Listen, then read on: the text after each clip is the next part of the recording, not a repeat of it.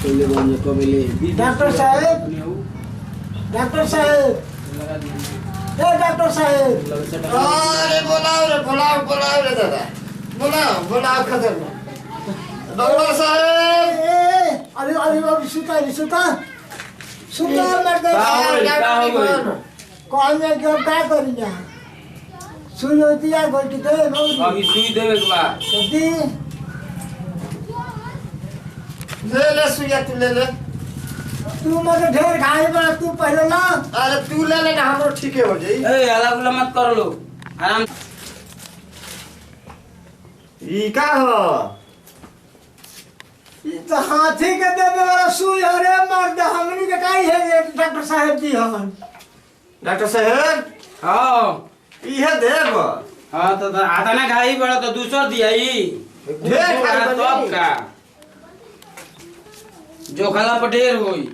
अपन बुझाई तारा के जोखे ले जाई कभी हम दवाई दी ढेर खाए बड़ा करियो भैया तने तू खाते बा दुखा तनु वो ठीक हो जाई वो तो रदिया ठीक हो जाई रुक जा हले लगा तो वो ठीक हो जाई तो तने से दुखाता तो हाथ ना बोले। हां ढेर दुखाइते करो ले बढ़ रहे ऐसे ये कहा दिया डॉक्टर साहब। डॉक्टर साहब कमर पर पाटा ना वहां के कहा तो कमर पर तो का दिया ई कमर पर डांट पर कमर पर तू कहा तो पटाला। अच्छा तार गाड़ पे दियाई यही लो तेरा मेहरारू के लिया लो होता हमनी पे घाटा ना। तो तू ले ला सुइया चला सुजा ला सुया ना हम सुती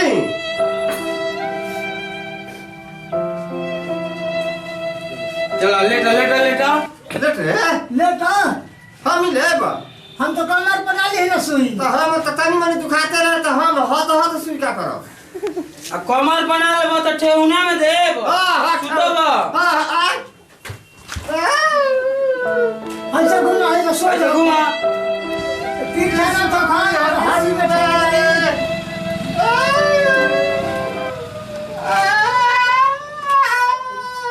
सिया जोर से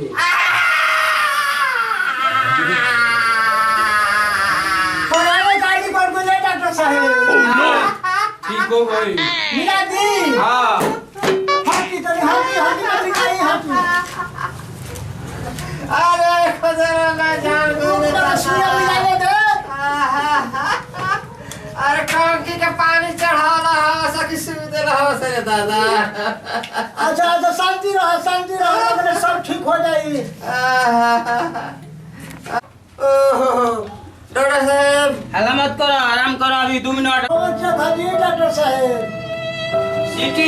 सीटी स्कैन करे के बा। हां वो कब हो रहा ऊ का होई हो सीटी बजे अभी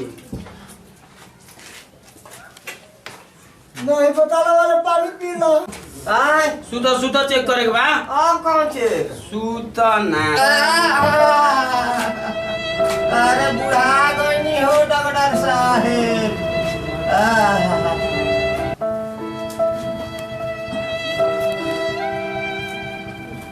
इनको सीटी स्कैन करे के पड़ी अभी सीटी स्कैन कर देते हैं ठीक बा। करी हमरा सांस चलता नु सांस तो पूरा लाना चलता अबे जाइबो अभी जाए वाला सांस बुझाता कहां वासस नु हाँ यार पहुंचे भाई बनी जा।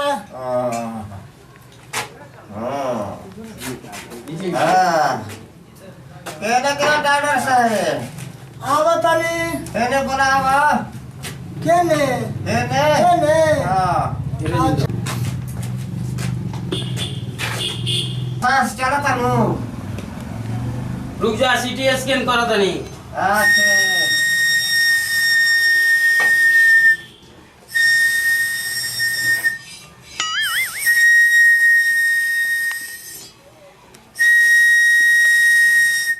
ए डॉक्टर साहब सुना तनी ई सीटी मारे ताई की टेस्ट कर। डॉक्टर साहब हां ई कपाड़ा में मेरे फिचला स्त्री करतनी हां स्त्री करो तनी का करतनी सीटी स्कैन करो तनी। ये कहला हां देखत नहीं का मशीन ले हाथ में हम तो अपने गाड़ी में खड़े कैसे कपाड़ा स्त्री करत रहा सब ना उ दूसर होला ई दूसर अच्छा ओने बैठो तोरो के टैबलेट देल मैनू हाँ हां त खा ले बड़ हो जा बैठो उ दोसरा रोगिया त ई है हां ना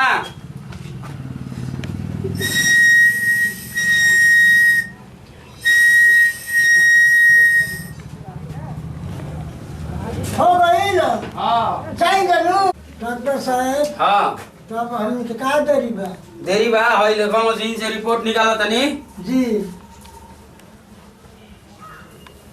अरे खदर अरे मर बैठो ले लो रिपोर्ट हाय रिपोर्ट हां हां अच्छा डॉक्टर साहब में का आइल बा कुल हमर हड्डिया बानू हां हमरा तो बुझाता करिया बा कहि जाता ना है कुल लोग का है नु हां कुल चोर चकना चोर का हो गई मेरे छातिया का बाता बा ना रे हई लो दवाई हां आइंगे के दो टाइम किया हई हां दो टाइम हई दो टाइम किया हां सुबह जागे से पहले हां आसानी का सूते के बाद ठीक नो सुबह का लैट्रिन करने से पहले हाँ आसानी का लैट्रिन करने के बाद में हाँ तो ठीक है बा जागे से पहले सुबह गाँव के ससुरारी रुको बा दवाई खाए के बाद समझ लो उल्टा पल्टा खा ले बताओ हां और जागे से पहले एक खुराक किया दियो अच्छा अच्छा और सुतला के बाद एक खुराक खिया दे हाँ तो ठीक है बा तो गाँव के ससुरारी में कहाँ खाए के बा एगो गाँव खोया एगो ससुरारी हां हाँ अरे तो रोज आवे जाए का पड़ी का रे एक दिन गाँव एक दिन ससुरारी हां ये हमें तो एगो टेबलेट और निकाल के ओहदा ध दिया हां आ एगो निकाल के गावे ध दिया आ डेढ़िया पावत जत रहिया खात रही है अपना मौगी के कह दो कि एगो तू खाता रह एगो हम खाई एक टाइम मुंह खाई एक टाइम हम खाई तब तो बढ़िया बा तब तो ठीक है बा डॉक्टर साहब आ पैसा बा डॉक्टर साहब के अरे पैसा होने से आवली तो दे दी हो जाई तो जाएगा भी डॉक्टर और साहब कहीं ससुरारी ने डॉक्टर साहब तो पैसा देते हैं जाए अरे कुछ ना दे बस अब हम तारा ससुरारी चली है नाक मुंह कोना ससुरारी से आई तो तले कुछ बहन बांटा बना दो तो सुबह सुबह दुकान खोल ले बनी नहीं के डॉक्टर साहब होने से फिर नहीं के कहता हन देखी ना कहां बा देखी तो है कहां बा अरे दे में नहीं के में तो मिठाई ले रस खा गइले हम की तरह हम चलिए इसी तरह दवाई यही में धारा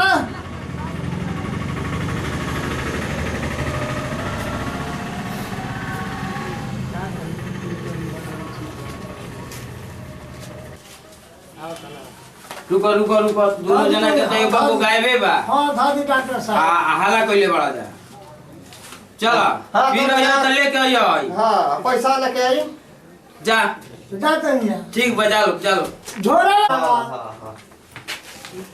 बाकी याद पार के आप पैसा दे दियो हां यार पार के हम चल जी भाई हाँ।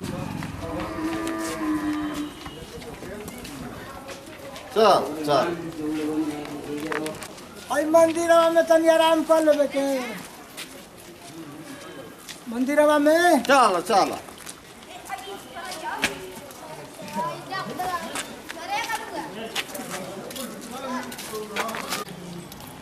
भवानी माई जल हमनी के मरल रहे ओ कनी के कौन का करे थे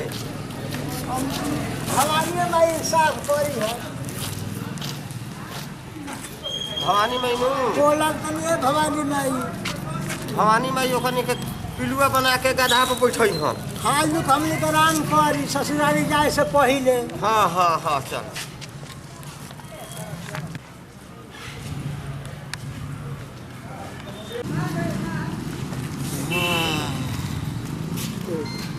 प्यास वास नहीं खाने लागल करिया भाई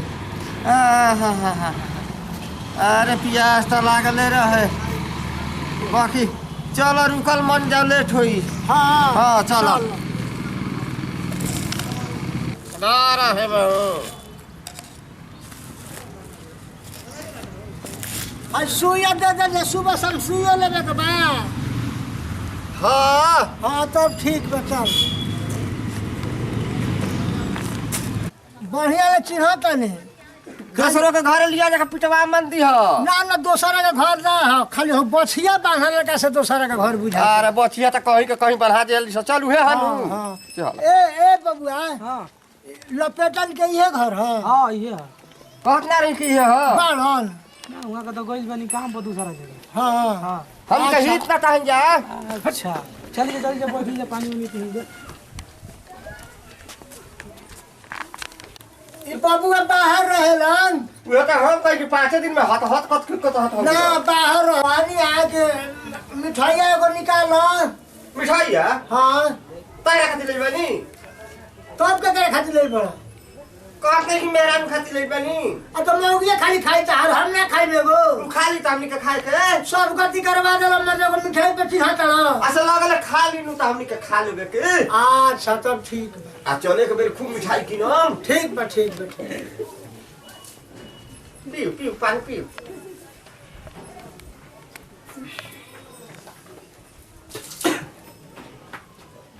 दवाइयो दी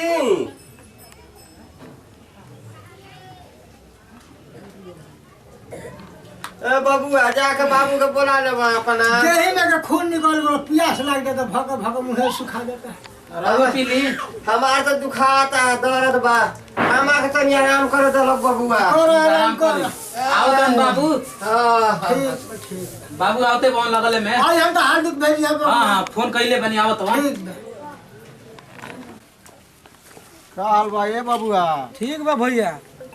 अरे दूगो हित गन आइल बड़न कैसन हित न तारी बड़ा हो आगे कपार उपार सब फोरवा ले बड़न चलो तो देखल जा बबुआ बा ओइ जे का हो बबुआ कैसन हित न तारी बड़ा हो हां बाबू कैसन हित न तारी प्रणाम जी प्रणाम प्रणाम प्रणाम प्रणाम प्रणाम के हो बबुआ ई अरे हमरा दामाद हनी करियावा दमाद नानी आई 400 विषय कराई बड़ा लो का हो हम तो अभी लड़की के बियाह है ना कनी आई दमाद कहां से आ गए